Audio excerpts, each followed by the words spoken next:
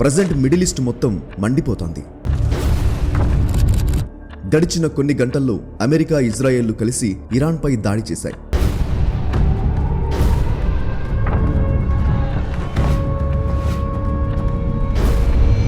దానికి ప్రతిస్పందిస్తూ ఇరాన్ తన లిమిట్స్ అన్నీ దాటి UAE, Qatar, Kuwait, Bahrain and Saudi అరేబియాలపై మిసైల్స్తో విరుచుకుపడింది. లగ్జరీ హోటల్ పామ్ జుమేరాపై దాడి జరిగింది. బుర్జ్ ఖలీఫా చుట్టూ డ్రోన్స్ చక్కర్లు కొట్టాయి. ప్రపంచంలోనే సేఫెస్ట్ సిటీగా పిలువబడే దుబాయ్ తన ఎయిర్పోర్ట్ను క్లోజ్ చేసుకోవాల్సి వచ్చింది. వరల్డ్ వార్ III కేవలం ఒకే ఒక్క అడుగు దూరంలో ఉంది అనడంలో ఎటువంటి డౌట్ లేదు. ఇజ్రాయెల్ ఇరాన్ డిఫెన్స్ మినిస్టర్ని, ఇరాన్ ఆర్మీ కమాండర్ని విజయవంతంగా చంపింది. అండ్ ఇప్పుడు ఇరాన్ సుప్రీం లీడర్ అయిన ఆయతుల్లా ఖమేనీని కూడా చంపింది. అయితే ఇక్కడ ప్రశ్న ఏంటంటే, అమెరికా, ఇజ్రాయెల్లు కలిసి ఇరాన్పై ఎందుకు దాడి చేశాయి? ఇరాన్ సౌదీ అరేబియా, ఖతర్, బహ్రెయిన్లపై ఎందుకు దాడి చేసింది? ఆయతుల్లా ఖమేనీని ఎందుకు చంపారు? అండ్ ఇప్పుడు అసలేం జరగబోతుంది? ఈ వీడియోలో డీటెయిల్గా తెలుసుకుందాం. So let's get started. צה"ל יצא הבוקר יחד עם צבא ארצות הברית למבצע שאגת הארי. בתקיפה זו חיסלנו את ראשי האגפים ואת רוב הנהגת המיניסטריון.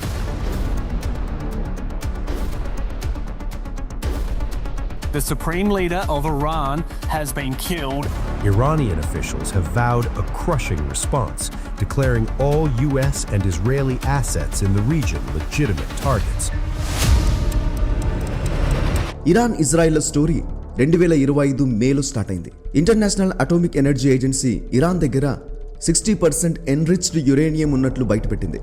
Enriched అనేది కాస్త కాంప్లెక్స్ టాపిక్, కానీ మీకు ఈజీగా అర్థమయ్యేలా చెప్తా. యురేనియం భూమి లోపల దొరికే మెటల్. ఈ మెటల్లో U-235 అనే ఆటం ఉంటుంది. దీన్నే న్యూక్లియర్ బాంబ్స్ తయారు చేయడానికి ఉపయోగిస్తారు. న్యాచురల్ గా దొరికే యురేనియంలో కేవలం 0.7% మాత్రమే U-235 ఉంటుంది. ఎన్రిచ్మెంట్ అనే ప్రాసెస్ ద్వారా U-235 ఆటమ్స్ ని ఒకే చోట హెవీగా కాన్సన్ట్రేట్ చేస్తారు. ఏ దేశమైనా ఈ కాన్సన్ట్రేషన్ ని 90% కంటే పైకి తీసుకెళ్తారు, అప్పుడు ప్రపంచం మొత్తం హై అలర్ట్ లోకి వెళ్తుంది. ఎందుకంటే ఆ దేశం న్యూక్లియర్ వెపన్స్ తయారు చేస్తున్నారు అని దానికి అర్థం. 3 to 5% ఎన్రిచ్మెంట్ ను పవర్ ప్లాంట్స్ లో యూస్ చేస్తారు.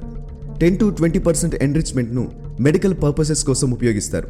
90% ఎన్రిచ్డ్ యురేనియం న్యూక్లియర్ వెపన్స్ తయారు చేసే గ్రేడ్. ఇరాన్ 60% ఎన్రిచ్డ్ యురేనియం ను క్రాస్ చేసిందని మరియు 90% కు చేరువలో ఉందని international atomic energy agency report బయటపెట్టింది. అందుకోసమే ప్రపంచ దేశాలు, అమెరికా నుండి ఇజ్రాయెల్ వరకు అన్ని దేశాలు హై అలర్ట్లో ఉన్నాయి. ఇక కొన్ని రోజుల్లోనే ఇరాన్ సొంత న్యూక్లియర్ వెపన్ ఉన్న దేశంగా మారబోతుందని వార్తలు వచ్చాయి. మనకు తెలుసు అమెరికా న్యూక్లియర్ బాంబులను చాలా సీరియస్గా తీసుకుంటుందని. ఎప్పుడైనా ఏ దేశమైనా న్యూక్లియర్ వెపన్స్ తయారు చేస్తుంటే యుఎస్ అండ్ ఇజ్రాయెల్లు కలిసి ఆ దేశాలను నాశనం చేస్తాయి. ఫర్ ఎగ్జాంపుల్ 1981లో ఇరాన్ న్యూక్లియర్ ప్లాంట్ను కట్టడం మొదలుపెట్టినప్పుడు ఇజ్రాయెల్ ఇరాన్ న్యూక్లియర్ ఫెసిలిటీస్ పై బాంబింగ్ చేసింది. అండ్ అక్కడి నుండే సద్దాం హుస్సేన్ పతనం మొదలైంది. In August 1978, the Israeli government, headed by Menachem Begin, received dramatic information regarding the existence of a nuclear reactor in Iraq. Complete radio silence. The jets reached their target, and one after the other dropped 2 bombs each on the dome of the reactor. Same అదే విధంగా Syria nuclear weapon తయారు చేస్తుంది అన్న వార్త రాగానే Israel దాన్ని కూడా ధ్వంసం చేసింది. అండ్ ఇప్పుడు 2026లో ఇరాన్ న్యూక్లియర్ వెపన్ తయారు చేయడానికి చాలా దగ్గరలో ఉండగా ఇజ్రాయెల్ ఇరాన్పై దాడులు మొదలుపెట్టింది. కానీ ఇక్కడ క్వశ్చన్ ఏంటంటే, ఈ ప్రపంచంలో ఇరాన్ మాత్రమే న్యూక్లియర్ వెపన్ తయారు చేయట్లేదుగా. అమెరికా అండ్ రష్యాల దగ్గర ఆల్రెడీ న్యూక్లియర్ వెపన్స్ ఉన్నాయి. India, UK, France, China, even Pakistan and North కొరియాల దగ్గర కూడా న్యూక్లియర్ వెపన్స్ ఉన్నాయి. అంతేకాదు ఇజ్రాయెల్ దగ్గర కూడా న్యూక్లియర్ బాంబ్స్ ఉన్నాయని ప్రపంచ దేశాలు అనుమానపడుతున్నాయి. అయితే ఇక్కడ ఏకంగా పాకిస్తాన్ అండ్ నార్త్ కొరియా లాంటి ప్రమాదకర దేశాల దగ్గర న్యూక్లియర్ బాంబ్స్ ఉండగా లేనిది ఇరాన్ దగ్గర ఉంటే వచ్చిన నష్టం ఏంటి? దీనికి ఆన్సర్ ఏంటంటే, ఇరాన్ తలుచుకుంటే ప్రపంచ ఆర్థిక వ్యవస్థనే డిస్ట్రాయ్ చేయగలదు. దీన్ని సపోర్ట్ చేయడానికి 3 కారణాలున్నాయి. ముందుగా, రీసెంట్గా చనిపోయిన ఇరాన్ సుప్రీం లీడరే ఇజ్రాయెల్ ఒక క్యాన్సర్ కణితి లాంటిది, దాన్ని పూర్తిగా నిర్మూలం చేయాలని అన్నాడు. ప్రపంచ దేశాలు తమని తాము రక్షించుకోవడానికి న్యూక్లియర్ వెపన్స్ తయారు చేస్తుంటే ఇరాన్ మాత్రం ఇజ్రాయెల్పై దాడి చేయడానికే తయారు చేస్తుంది. ఇజ్రాయెల్ చాలా చిన్న దేశం. దాన్ని మ్యాప్లో నుండి తుడిచేయడానికి ఇరాన్కి కేవలం ఒకే ఒక న్యూక్లియర్ బాంబ్ చాలు. ఇన్ఫ్యాక్ట్ ఇరాన్ యొక్క బాలిస్టిక్ మిసైల్స్కి ఇజ్రాయెల్ను చేరుకోవడానికి కేవలం 8 నిమిషాలు మాత్రమే పడుతుంది. నిజానికి ఎటువంటి న్యూక్లియర్ వెపన్స్ లేకుండానే ఇరాన్ లెబనాన్లోని హెజబుల్లాకు ఫండింగ్ చేసింది. అలాగే గాజాలోని హమాస్కి, యెమెన్లోని ఊతిస్కి ఫండింగ్ చేసింది. సిరియాలోని మిలిటెంట్స్కి కూడా ఆల్రెడీ ఫండింగ్ చేసింది ఇరాన్. అండ్ మీరు ఇక్కడ మ్యాప్లో చూస్తే ఇరాన్ ఇజ్రాయెల్ను అన్ని వైపుల నుండి చుట్టుముట్టడం గమనించవచ్చు. అందుకోసమే ఇజ్రాయెల్ దేశం 1979 నుండి రెడ్ అలర్ట్లో ఉంది. కానీ ఇజ్రాయెల్ మేం పీస్ఫుల్ కంట్రీ, మేము శాంతినే కోరుకుంటాము అనే టైప్ కాదు.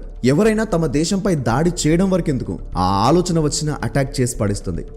ఇరాన్ ఎప్పటికీ ఇజ్రాయెల్పై న్యూక్లియర్ దాడి చేయకూడదు అనే ఇజ్రాయెల్ అండ్ అమెరికా ఇరాన్పై అటాక్ చేశాయి. ఫ్రెండ్స్, ఇదే ఇరాన్పై అమెరికా, ఇజ్రాయెల్ దాడి చేయడానికి మొదటి కారణం.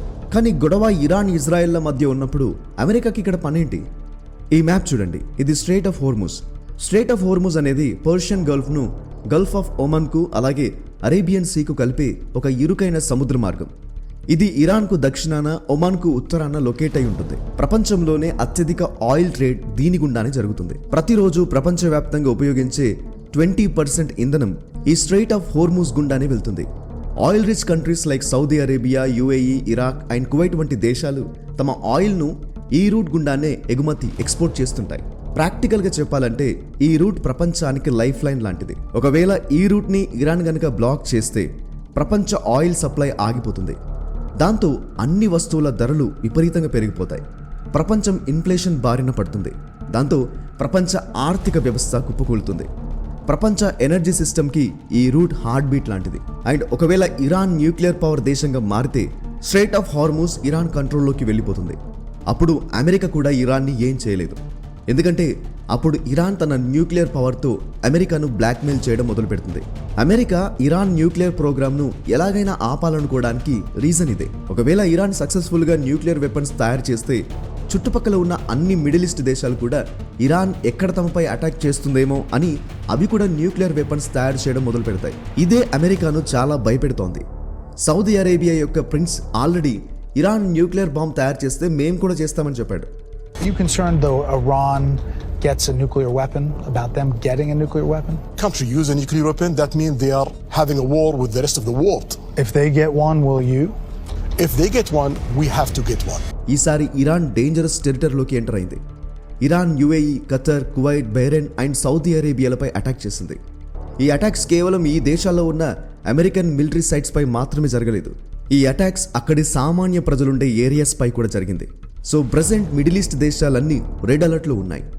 ఈ దేశాలు అన్నీ కలిసి ఇరాన్పై ఏ క్షణమైన దాడి చేయొచ్చు.